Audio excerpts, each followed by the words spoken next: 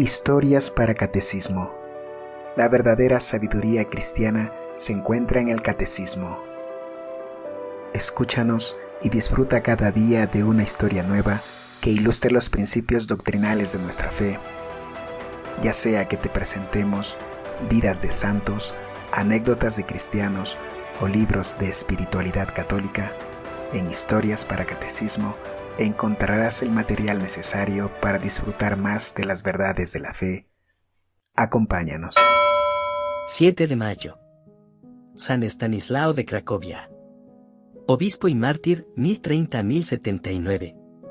Hacia fines del siglo X vivía en Sesepano, cerca de Cracovia, en el reino de Polonia, una familia virtuosa y santa, los esposos Wielislao y Bogna, descendientes de noble estirpe y poseedores de inmensas riquezas y extensos dominios. Wielislao, tan valeroso guerrero como fervoroso cristiano, se había distinguido en varias campañas en la guerra de los polacos contra los rusos. Sin embargo, más que luchar contra los hombres, procuraba mantener viva la guerra contra Satán, el gran enemigo del género humano, pues decía, y con razón, que aunque esta lucha es más larga, el triunfo es también más brillante y duradero.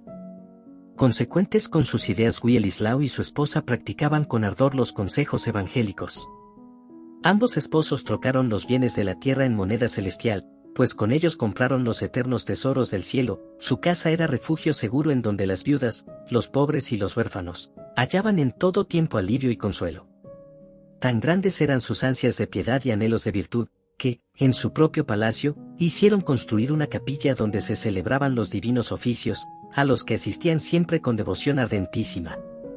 Gran parte del día lo pasaban en comunicación directa con Dios, porque la oración era su ejercicio predilecto.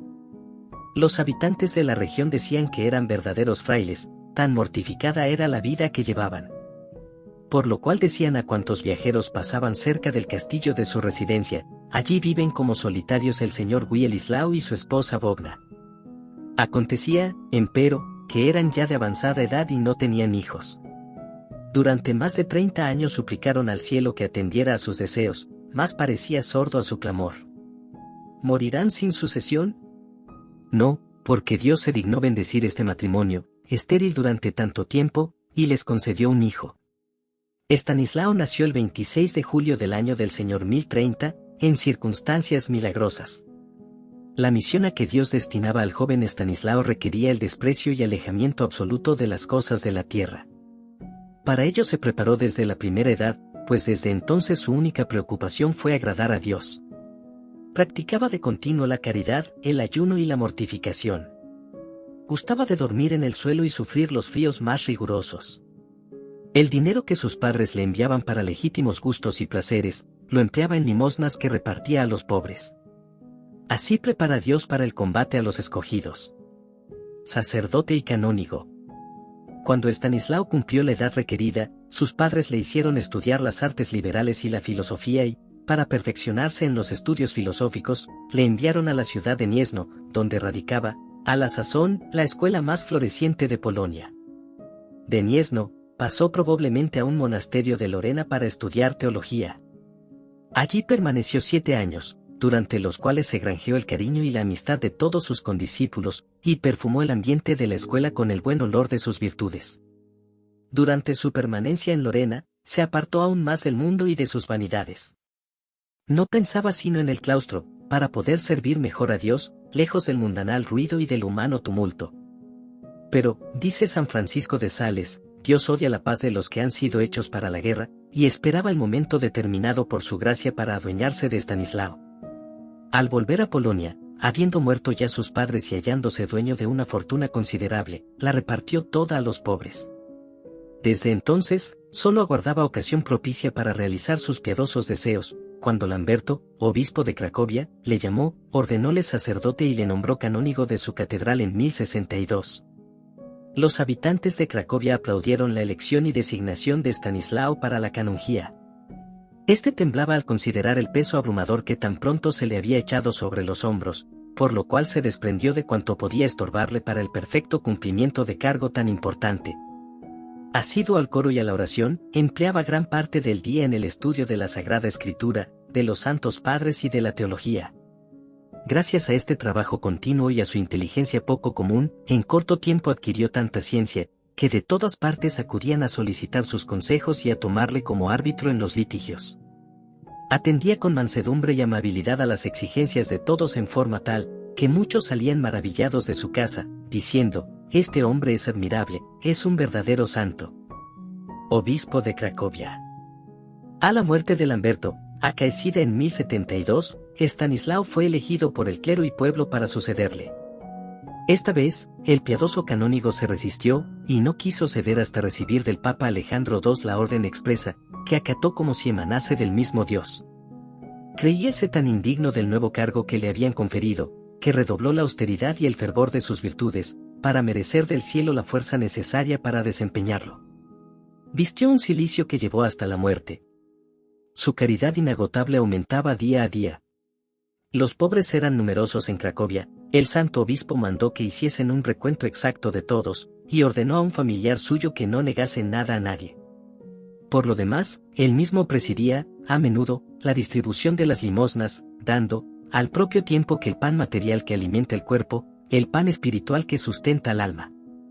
En tales circunstancias aparecía tan humilde y tan manso, que todos aquellos desgraciados lloraban de alegría por haber encontrado semejante padre.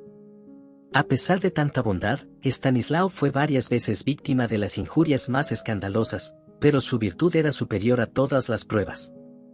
Invitóle un noble cierto día a consagrar una iglesia en una de sus propiedades. Consintió en ello el obispo con alegría. Llegado el día prefijado, el obispo con su séquito se encamina a la finca de dicho señor y llega a las puertas del castillo. Preséntase el noble y, sin saber por qué, le trata con increíble insolencia y le arroja de su casa llenándole de injurias. Es más, algunos criados se lanzan sobre los clérigos que rodean al pontífice y los muelen a golpes. Estanislao no opone la menor resistencia, y se retira. San Estanislao ante el impío Boleslao. Polonia estaba gobernada a la sazón por el impío Boleslao II, rey desde 1077.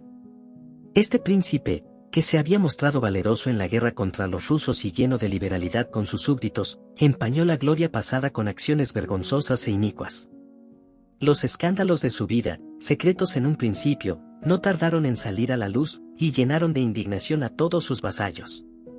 Sin embargo, nadie se atrevía a reconvenirle. Solo Estanislao, con el valor que dan la oración y la gracia divina, se atrevió a presentarse ante el monarca culpable y, con un lenguaje inspirado por la caridad y la firmeza apostólicas, condenó sus desórdenes y le exhortó a hacer penitencia.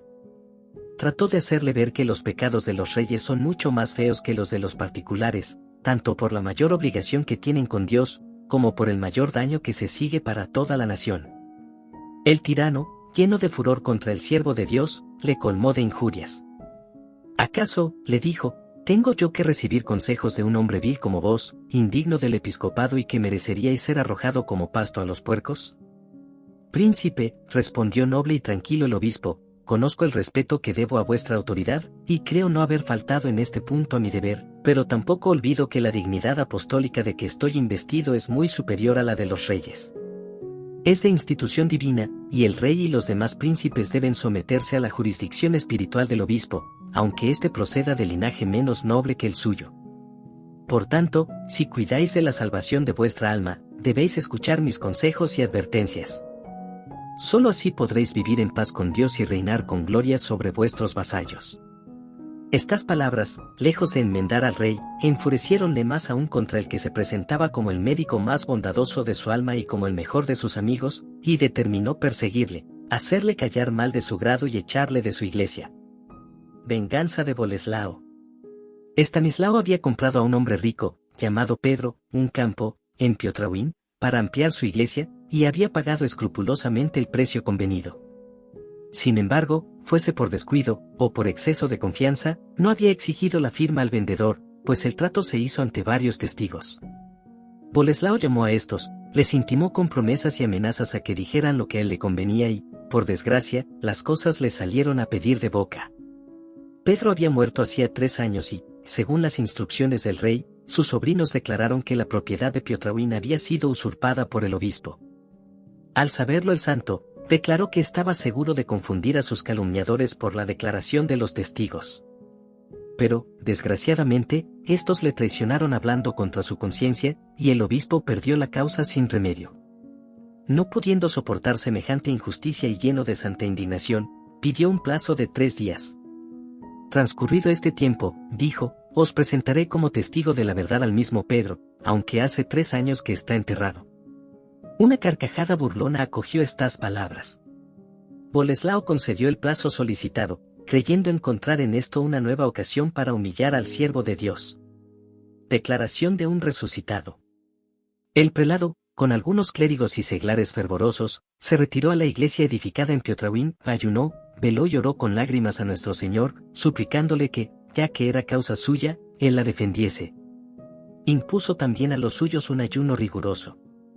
Llegado el 3er día, y celebrado el santo sacrificio, el obispo se reviste con los ornamentos episcopales, y avanza procesionalmente hacia la tumba de Pedro.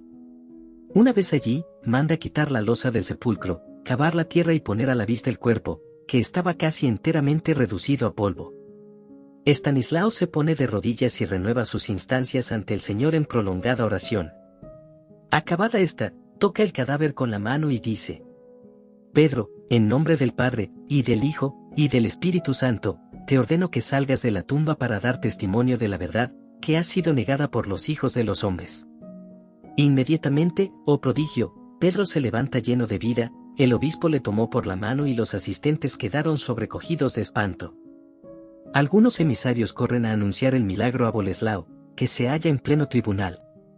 Este no quiere creerlo, pero pronto llega Estanislao acompañado del resucitado, a quien lleva de la mano y, presentándole al rey. Príncipe, le dice, aquí está el testigo más irrecusable de la verdad ultrajada por vuestra majestad y por vuestros cómplices. El tirano enmudece lleno de espanto. Pedro entonces, elevando la voz, exclama: habéis de saber que Dios omnipotente, movido por las súplicas de su siervo Estanislao, me envía a la tierra para dar testimonio de la verdad ante este tribunal. En presencia de todos, declaro que yo vendí el terreno al obispo y a su iglesia y recibí el precio convenido. Declaro además que mis sobrinos no tienen ningún derecho sobre él, solo la calumnia ha podido determinarlos a hacer esta falsa reivindicación. Vuélvese luego hacia ellos y les dice: ¿qué locura ha podido induciros a cometer semejante crimen? ¿Ha sido malicia? ¿Ha sido timidez? Si no hacéis pronto penitencia, Dios descargará sobre vosotros su brazo vengador en esta vida y en la otra. Forzado por tan irrecusable como extraño argumento, el déspota libertino declara que el derecho está de parte del santo obispo. Pero su furor, lejos de disminuir, se encendió y acrecentó todavía más. Al salir del tribunal, la multitud se apiñó alrededor del resucitado para hacerle variadas y encontradas preguntas, a las cuales respondió lo menos que pudo. Pues, decía, estoy aquí para hablar solamente de lo que me mande Estanislao. Este le condujo de nuevo a su sepulcro, y allí, en presencia del pueblo y del clero, le hizo esta pregunta: Pedro, ¿quieres que, en acción de gracias al Señor por el beneficio que acaba de concedernos, le pida que te deje aún algunos años más con nosotros? Santo Padre, respondió, ¿qué haría yo en esta vida miserable de la tierra, que antes debe llamarse muerte que vida? Os suplico que no me impidáis gozar de la vida verdaderamente feliz, donde se ve a Dios cara a cara. Hasta el presente he estado en las llamas del purgatorio, de donde espero salir muy pronto. Dignaos, pues, rogar al Señor por mí para que esta esperanza se realice lo más pronto posible o, si se opone a ello la justicia divina, para que mis penas disminuyan y se acorten. El prelado no insistió y prometió orar mucho por él. Pedro bajó de nuevo a la tumba y, saliendo su alma del cuerpo, volvió a la eternidad. El clero y el pueblo rezaron las oraciones por los difuntos, cubrióse de nuevo la fosa, y todos se retiraron maravillados, al par que resueltos a llevar vida ejemplar en los años que les quedaban de vida, para alcanzar la felicidad de que les había hablado el testigo resucitado. ¿A quién no convirtiera un milagro tan ilustre y evidente como este? ¿Qué pecho tan duro y empedernido puede haber que no se ablande y enmiende al ver a un hombre resucitado, que quiera antes tornar a morir que vivir en esta frágil y miserable vida? Mas el corazón del rey estaba tan abrasado con sus vicios y tan encarnizado en sus deshonestidades y crueldades, que todo esto no bastó para reducirle y rendirle a Dios. Antes, como era una fiera, se relamía en la sangre inocente de sus súbditos, y como animal inmundo se revolcaba en el cieno de sus torpezas, con notable escándalo de su reino. El altar ensangrentado.